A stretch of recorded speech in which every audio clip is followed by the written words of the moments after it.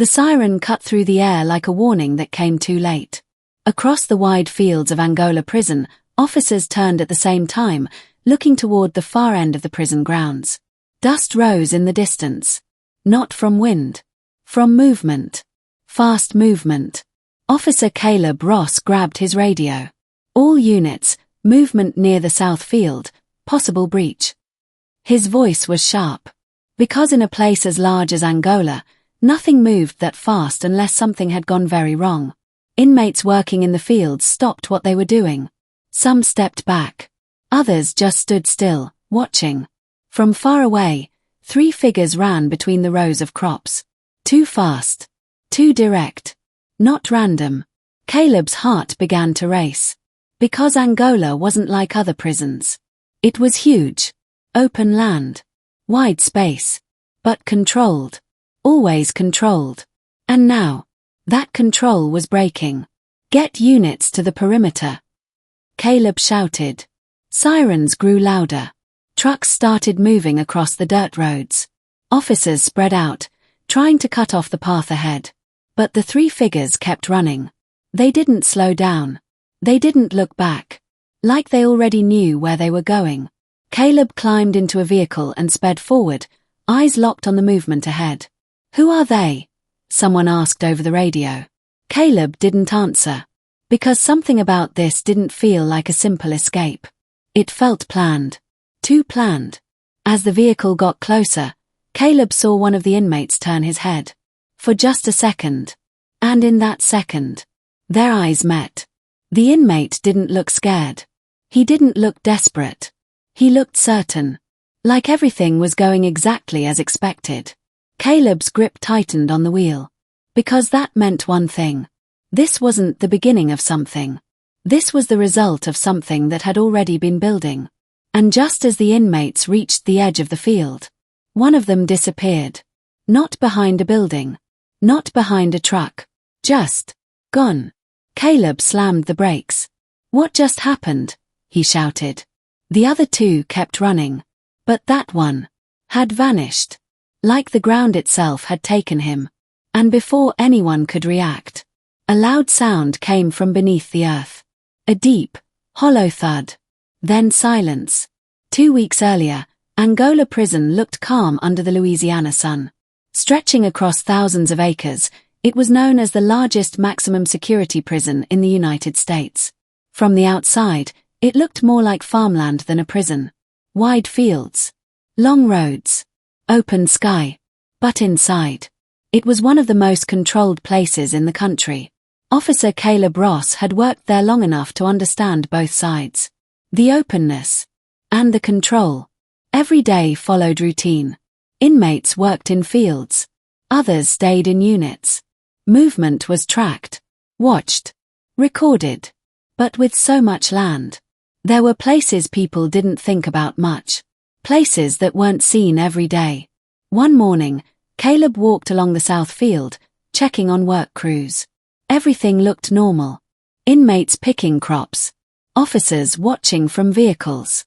Nothing unusual. Until he noticed one inmate.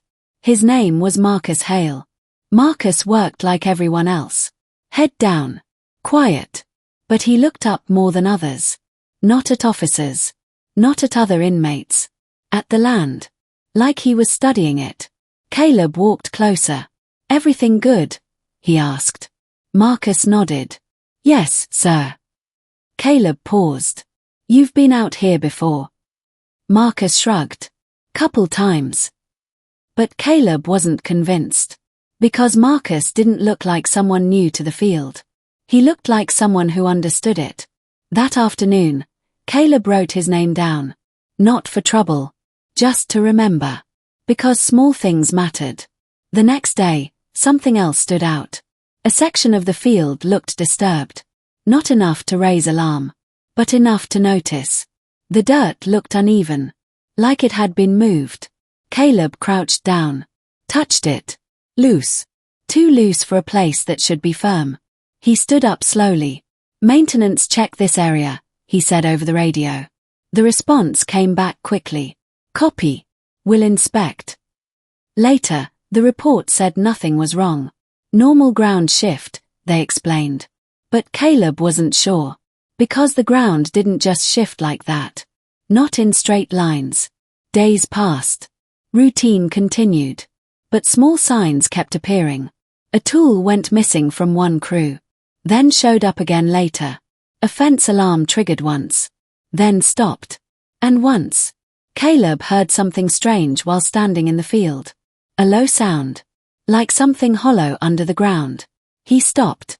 Listened. The sound faded. Then disappeared. He looked around. No one else reacted. But he knew what he heard. That night, he spoke with another officer, Daniel Brooks. You ever hear anything weird out there? Caleb asked. Daniel laughed. Out where? The fields. Daniel shook his head. Just bugs and wind. Caleb didn't smile. Not that. Daniel studied him for a second. You think something's going on? Caleb hesitated. I don't know yet. That was the truth. He didn't know. But he felt it. Something wasn't right. The next morning, Caleb returned to the same spot. The ground looked normal again. Flat. Still. Like nothing had ever happened. But Marcus Hale was there again. Working. Watching. Caleb walked over. You always end up in this section, he said. Marcus didn't look up. Just where they send me. Caleb crossed his arms. You sure about that? Marcus finally looked at him. Yes, sir. But his eyes. They didn't match his words. They looked calm. Confident. Like he knew something Caleb didn't. That afternoon, Caleb checked assignment logs. Marcus had indeed been placed in that area several times. More than others. That wasn't random. That was a pattern. Caleb circled his name. Because patterns mattered. 2 days later, the first real sign appeared. During a routine sweep, an officer's foot sank slightly into the ground. Not deep, but enough to notice. They checked the spot, dug a little, and found something strange. A small gap. Hidden. Covered carefully. Caleb was called immediately. He looked down at the opening. His chest tightened. Because this wasn't natural. This was made. Carefully. Slowly. Over time. He stood up. Seal the area, he ordered. Officers moved fast. But when they checked deeper, the gap led to something else. Something bigger. A tunnel. Not wide. Not easy to see. But real. And leading somewhere. Caleb felt the weight of it. Because this meant one thing. This wasn't just one person. This was planned. Organized. Built over time. Right under their feet. That night, the entire area was locked down. Extra patrols. Extra checks. Everything tightened. But Caleb couldn't shake one thought. If they found one tunnel, how many more were there? The next morning, everything seemed calm again. Too calm. Caleb stood in the field, looking across the land. Watching. Waiting. Then, the siren sounded. The run began. The escape attempt unfolded. And now, standing in the dust, staring at the place where one inmate had disappeared into the ground, Caleb realized something important. They hadn't stopped it. They had only found part of it. Because whatever was built beneath Angola, it was bigger than they thought. And someone was still down there.